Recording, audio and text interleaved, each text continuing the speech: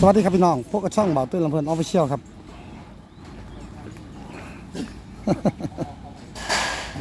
อะไรเนี่ย18 บวกผ่านมาเนาะนี่ครับหลังจากที่เตยล่าเราเมื่อคืนนี่ครับนี่ครับพี่น้องยังเศร้าอยู่นะครับนี่8 โมงเศร้าแต่หมอกครับพี่น้องหมอกทะเลหมอกหลายครับนี่หมอกเอเล่มาเลยคนมาขึ้นในกระแสน8ครับทำมาขึ้นนี่บอตื่นบอได้ออกมาทายให้บอจะมาทายสิหญิงบอได้มาทายครับเพราะว่าบอสบายครับนอนกินยาแล้วไข้แน่นี่ครับน้องบรรยากาศยังมาเศร้าบรรยากาศยังมาเศร้านี่ครับเป็นที่ละที่มารับมานอนเท่ากันเรียบร้อยแล้วครับก็ขึ้นรถครับวันนี้ได้ประมาณสัก70%เลยครับส่วนทีมจอที่ไม่ทีมประดับส่วนประดับกับจอเรียบร้อยครับพ่อหนาเรียบร้อยแล้วเขามาตัวเองเรียบร้อยแล้วแต่อีกแค่คนนึงครับตามขนมเจ้าของนะครับนี่ครับวันนี้เขาเดินทางไปต่อสารคามบ้านเราสวัสดีช่างเสร็จครับโอ้หลังมาแม่หมู่บ้านครับมาเมื่อนี้เหยียดกี่ต้มครับเดี๋ยวกลับไปอีกอ่ะวันนี้เขาไปไซวันนี้สารข้ามครับสารคามบ้านเฮาตัวเนี่ยครับไปเลยที่รอบัตรนะครับมืออื่นก็ไปหยอดหน้าอันหยอดยังหยอดเข่าบ่ไปปล่อยหนังหน้าครับว่าเขากำลังงามครับ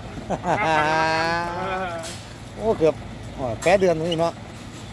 เนี่ยครับวันนี้ผมมีผู้สาวสมหน่อยขี่รถมาหาสังชีถึงว่าวะโอ้ยผมรอขึ้นมาคุยเนาะเพราะไอ้คนนี้มาหาเนาะโอ้ยว้าวนะยังเปิดหัวเลยไปกันครับพี่น้องโอ้ยกับมือว่าเอฟซ่งเอฟซีอันผู้สาวสมหน่อยขี่รถมาหาเนาะโอ้ยก็ถามมึงซื้อดอกไปก่อนไปเบิ่งพี่น้องกันผมมีดอกนี่ครับพี่น้องส่วนทิมจอทิมรถจอรถประดับรถทัดจะไปแล้วครับเจ๊ก้อนก็สิไปแล้วสวัสดีช่างกัดเมื่อคืนนี้นอนใช่ไหมข้าพเจ้าโอเคเชื่อแล้วลูกพี่เราเป็นไงบ้างไงพี่เอสอะดีขึ้นหรือยังเครื่องน็อกนี่ครับเครื่องนี้ไอ้เราก็บอกสบายเด็ดมือ2 มือแล้วครับสีคล้ายๆแม่เลยล่ะนี่ครับหมอกยังลงอยู่แล้วนี่หมอกจัดเกินแมนหมอกจัดเกินครับ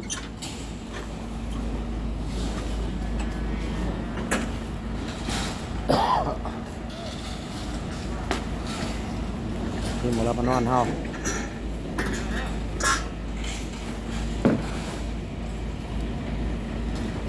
คัดเมื่อคืนได้นอนเต็นท์ไหมโอ้คนละคนโซเฟอร์อีกคันนึง1อะไรนะ33หรอ22เหรอโอ้เนี่ยมันยืนอยู่โอ้ยลมพัดลมก็ไม่มีนะเมื่อคืนนี้เต็นท์แรงมากเลยโอ้ลมดีครับลมดีอยู่อันนี้ครับเดี๋ยวเอาตัว15เบิ้งกันลำโพงครับวันนี้เก็บกันเก็บลำโพงกันแ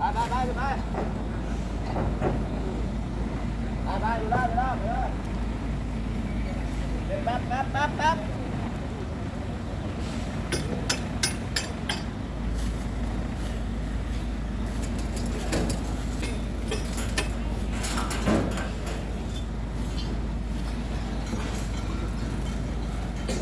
โอ้ยแย่ขึ้นกันนั่นนี่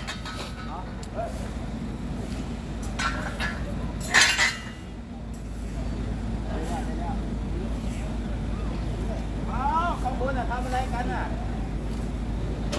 ขยันเขารอรถถอยเข้ามาเก็บไงเร็วเกินเหนื่อยท่านหมอกเดี๋ยวล่องเมืองเสร็จแล้วมันบ่แดดมันบ่วันไหนได้มันโอเคอยู่นี่ครับพี่น้อง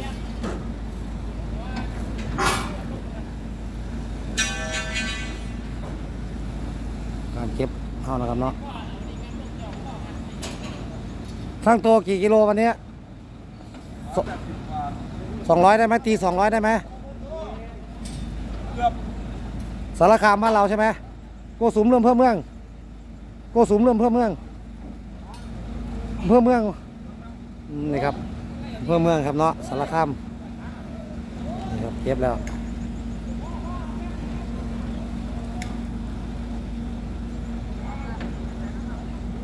ปาล์มนาดครับกำลังเสียออกครับนั่น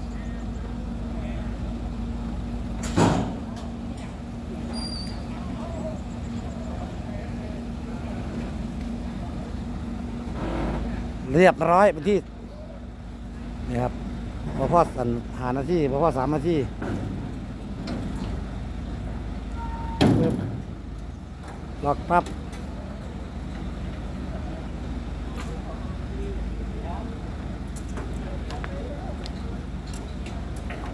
มันนี่คือว่าน้องอุ้งอิงเป็นที่ถ่ายMVบอกพี่น้องถ่ายMVเพลงบ่ครับเบาตุ้ยก็ยังบ่ทันทำกันบ้านยังบ่ทันทราบปานใดนะครับเด้อผู้ใดฮู้ผู้ใดยังก็บอกรายงานความเคลื่อนไหวเข้ามานะครับมื้อนี้บ่ห่าวบ่หันปานใดครับมื้อนี้นอกบ่ค่อยสบาย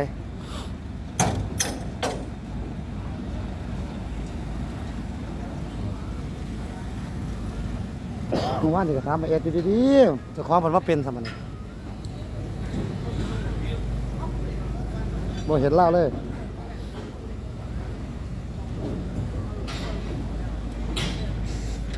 อ้าวกำลังถามหาพอดีเป็นยังไงอ้ายสวัสดีครับใครแน่ละบ่ดี 80ประเทศเนี่ยเมื่อวานนี่75เมื่อนี้80 ผมถามอ้ายบัดนี้ผมเป็นแท่นบัดนี้ผมก็เป็นผมก็บ่สบาย ปามนั่นก็แม่นนะฮะ ความน่าก็เป็นคือกันมันนี่นะนั่นนี่เห็นบ่กระมอกบัดนี้บ่เลย ก็เปลี่ยนไปเปลี่ยนมาสูบ่ได้ทันอ่ะ เปลี่ยนไปเป็นมาหรือเฒ่าแล้ว โอ้ย หรือจังไหน บอกว่าเฒ่าผู้สาวได้นะ นี่แหละก็บอกแล้วบอกให้หาป้าหาพี่น้องไว้หาญาติไว้ มันมีคนดูแลเลย โอ้ นะ บ่มีแล้วมื้อนั้นที่ไหนอ้ายสิบ่ให้เป็นจังไดเป็นกันหลายคนได้พุ่นน่ะหมอกมาขึ้นกันนั่นน่ะหมอกยังลงเลยครับนี่ บ่ได้นอนมื้อคืนลงมาเบิ่งตี4หมอบก็ย้อนเป็นคนอยู่หลายแล้ว ก็ยังคล้ายกับฝนอยู่ดอกวะก็ยังดีกับฝนอยู่ดีน้องฝนน้องหมอกดิ บ่ดีได้ว่าหมอกแต่มันบ่หนาวซั่นแหละเนาะ ครับ ถ้าหนาวมาอีกเนี่ยโอ้ ตายหมอลำเฮาอ้ายสู้ๆเด้ออ้ายเด้อ ครับ เป็นกำลังใจให้นี่ครับทีมไอเอสครับรถฉากรถยังก็ออกไปแล้ว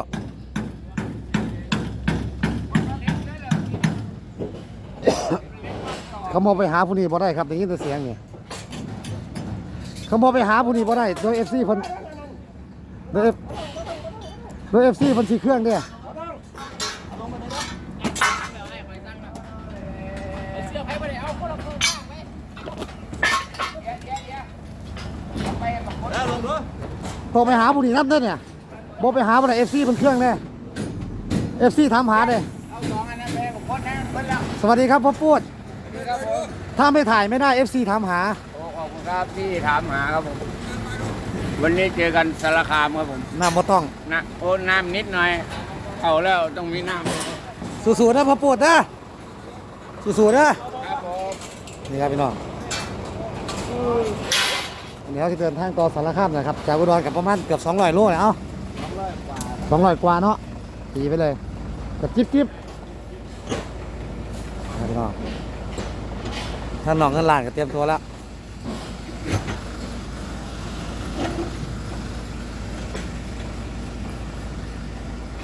เขาได้หมอกอันนี้ด้วยนี่หมอกยังลงจะเกลือๆเนี่ย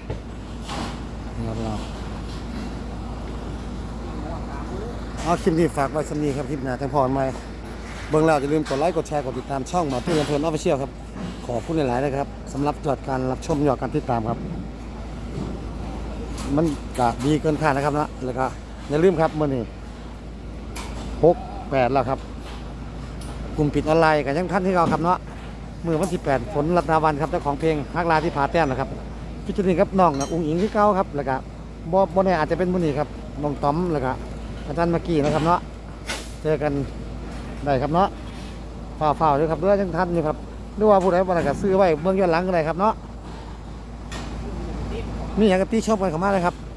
ขอบคุณสำหรับการติชมเข้ามาติเพื่อก่อเบาตุยน้อมรับทุกคำติชมครับเนาะไปกันครับบ๊ายบายสวัสดีครับ